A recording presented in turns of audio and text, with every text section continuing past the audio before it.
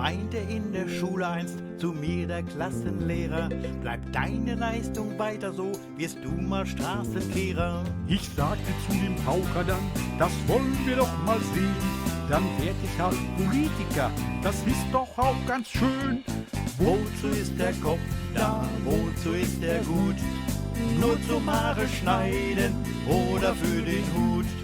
Bei den Ohren dient er als fester Untergrund. Und so manches Bierchen floss uns in den Mund. Wozu ist der Kopf da, wozu ist er gut? Nur zum Haare schneiden oder für den Hut. Bei den Ohren dient er als fester Untergrund. Und so manches Bierchen floss uns in den Mund. Man lernt nicht für die Schule, sondern fürs spätere Leben. Den Spruch hat man uns seinerzeit mit auf den Weg gegeben. Mit Schweiß und Mühen brauchten wir dann Schillers Lied der Glocke. Was das fürs Leben bringen soll, das weiß doch keine Socke. Wozu ist der Kopf da, wozu ist er gut? Nur zum Haare schneiden oder für den Hut. Bei den Ohren dient er als fester Untergrund.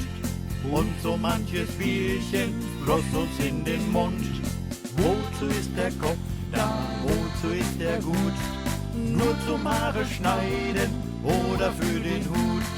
Bei den Ohren dient er als fester Untergrund. Und so manches Bierchen floss uns in den Mund. Man rackert sich im Leben ab, macht alles noch genauer. Die dicksten der Kartoffeln hat jedoch der dümmste Bauer. Doch mach dir nichts daraus, auch wenn dir diese Regel stinkt, weil oft allein das Denken nicht die letzte Lösung bringt. Wozu ist der Kopf da, wozu ist er gut? Nur zum Haare schneiden oder für den Hut. Bei den Ohren dient er als fester Untergrund. Und so manches Bierchen floss uns in den Mund. Wozu ist der Kopf da, wozu ist er gut? Nur zum Haare schneiden oder für den Hut. Bei den Ohren dient er als fester Untergrund. Und so manches Bierchen floss uns in den Mund. Wozu ist der Kopf denn da,